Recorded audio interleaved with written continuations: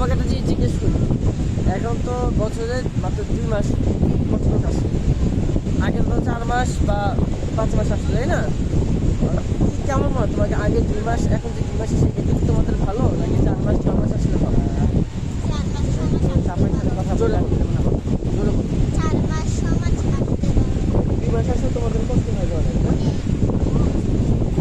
এতটুকু ছোট বাচ্চা পড়াশোনার পাশাপাশি ও ডিগ্রি করে, এটা খুবই একটা ভালো দিক। তা আমরা চাই সেন্ট মার্টিন তার আগের রূপে ফিরে আসুক এবং এখানে মানুষের সচ্ছলতা ফিরে আসুক। এতটুকু বাচ্চা সেও বুঝে যে এখানে 2 মাস এভাবে রাখলে মানুষের জীবনযাত্রা একরকম থাকে না, ঠিক থাকে না। এখানে জীবনযাত্রার মান ভালো করতে হলে এদিকে পর্যটক বেশি আসতে হবে, পর্যটক বান্ধব কর্মসংস্থান সৃষ্টি করতে হবে। সব মিলে শুধু আমাদের পর্যটকদের কথা চিন্তা করলে হবে না, এই ধরনের যারা এখানে স্থানীয় তাদের কথা চিন্তা করে হলেও এদিকে পর্যটনের সময়টা আরও বাড়ানো উচিত। মিনিমাম 4 মাস 6 মাস করা উচিত। আশা করি এতটুকু বাচ্চা বুঝতে পারলেও রেজনা বা কেন বোঝে না, এটা আমাদের বোধগম্য নয়। ধন্যবাদ।